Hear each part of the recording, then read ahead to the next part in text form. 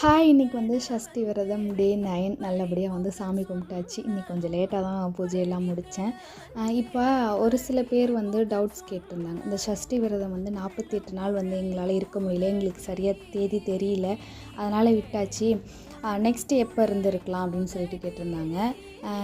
48 நாள் அப்படின்றது வந்துட்டு ஒரு மண்டலம். அது முடியல அப்படின்றப்போ 21 நாள் வந்து இருக்கலாம். அது நீங்கள் எப்போ இருக்கலாம்னு பார்த்தீங்கன்னா, அடுத்த மாதம் நீங்கள் 8ஆம் தேதி ஸ்டார்ட் பண்ணினீங்க அப்படின்னா 28ஆம் தேதி வந்துட்டு திருக்கல்யாணம். 22ஆம் தேதியிலேருந்து 28ஆம் தேதி வரைக்கும் நம்ம வந்து சஷ்டி விரதம் 7 நாள் இருப்பாங்கள்ல, அவங்க வந்து இருக்கலாம். 21 டேஸ் இருக்கணும் அப்படின்றவங்க வந்துட்டு அடுத்த மாதம் 8ஆம் தேதியிலேருந்து ஸ்டார்ட் பண்ணிக்கோங்க.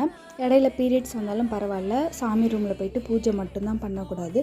மற்றபடி நீங்கள் விரதம் அந்த மாதிரி இருக்கிறீங்களோ அந்த மாதிரியெல்லாம் இருந்துட்டு நம்ம அப்படியே வந்துட்டு ஃபாஸ்டிங் வந்து கண்டினியூ பண்ணிக்கலாம். இப்படி தான் இருக்கணும். இனி ஏதாச்சும் டவுட் இருந்துச்சுன்னா கேளுங்க, சொல்கிறேன். ஓகே, பாய்.